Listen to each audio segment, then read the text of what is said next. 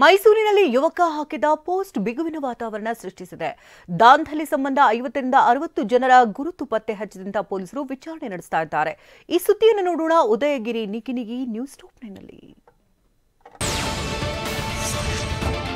ವಿವಾದಾತ್ಮಕ ಪೋಸ್ಟ್ ಹಾಕಿದ್ದ ಸುರೇಶ್ನನ್ನ ಪೊಲೀಸರು ಉದಯಗಿರಿ ಪೊಲೀಸ್ ಠಾಣೆಯಲ್ಲಿ ಕೂರಿಸಿದ್ರು. ಈ ವಿಚಾರವಾಗಿ ಮಾತನಾಡಿರುವ ಸಚಿವ ರಾಜಣ್ಣ ಪೊಲೀಸರ ಕಾಮನ್ ಸೆನ್ಸ್ ಪ್ರಶ್ನಿಸಿದ್ದಾರೆ.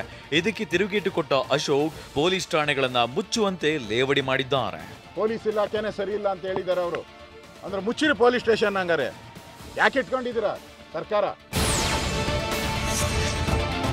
ಯಾರೋ RSSನವರು ಈ ಕೃತ್ಯವನ್ನ ಮಾಡಿದ್ದಾನೆ. ಪೊಲೀಸರು ಏಕೆ ಆತನನ್ನ ಉದಯಗಿರಿ ಪೊಲೀಸ್ ಠಾಣೆಯಲ್ಲಿ ಇಟ್ಟರು ಅಂತ ಸಚಿವ ರಾಜಣ್ಣ ಆಕ್ರೋಶ ಹೊರಹಾಕಿದ್ದಾರೆ. ಇದಕ್ಕೆ ಅಶೋಕ್ ತಿರುಗೇಟು ಕೊಟ್ಟಿದ್ದಾರೆ. ಪೊಲೀಸ್ ಅಧಿಕಾರಿಗಳ ಬಗ್ಗೆ ರಾಜಣ್ಣ ಕೆಟ್ಟದಾಗಿ ಬೈದಿದ್ದಾರೆ.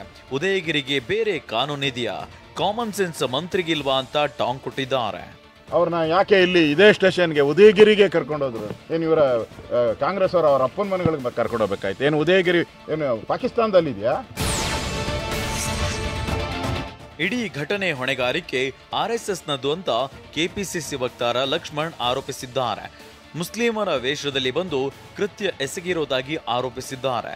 ಲಕ್ಷ್ಮಣ್ ಮಾಡಿರೋ ಆರೋಪವನ್ನ ಬಿಜೆಪಿ MLC ಛಲವಾದಿ ನಾರಾಯಣಸ್ವಾಮಿ ತಳ್ಳಿ ಹಾಕಿದ್ದಾರೆ. ಈಗ ಯಾರೋ ಕೆಲವು ನಾಯಕರು ಆಗಲೇ RSS ಅಂತ ಹೇಳ್ಬಿಟ್ರು. ಅವ್ರಿಗೆ ಬರೋದು ಯಾಕಂತಂದ್ರೆ ಹಗಲು ರಾತ್ರಿ ಮತ್ತೆ ನಿದ್ದೆಯಲ್ಲೂ ಕೂಡ RSS ಅವ್ರ ತಲೆ ತುಂಬಿರ್ತದೆ.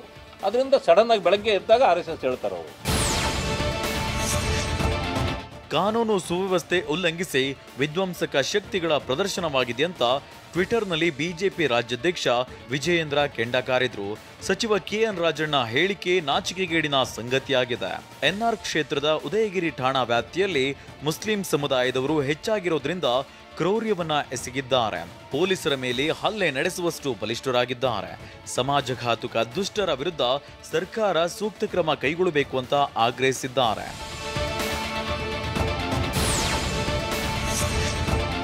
ಕ್ಷುಲ್ಲಕ ಕಾರಣಕ್ಕೆ ಅನ್ಯ ಕೋಮಿನವರಿಂದ ಕಲ್ಲು ತೂರಾಟ ನಡೆಸಿದ್ದಾರೆ.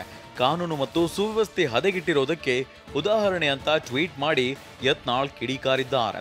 ಸಮಾಜಘಾತುಕ ಶಕ್ತಿಗಳನ್ನ ಹೆಡೆಮುರಿ ಕಟ್ಟಬೇಕಿದ್ದ ಸರ್ಕಾರ ಮತ್ತೊಮ್ಮೆ ತನ್ನ ಅಸಹಾಯಕತೆ ಅಸಮರ್ಥತೆ ತೋರಿಸಿದೆ. ಮೂಟೆಗಟ್ಟಲೆ ಕಲ್ಲುಗಳು ದಾಳಿಕೋರರಿಗೆ ಹೇಗೆ ಸಿಕ್ತು? ಇದನ್ನ ಕೊಟ್ಟಿದ್ದು ಯಾರು?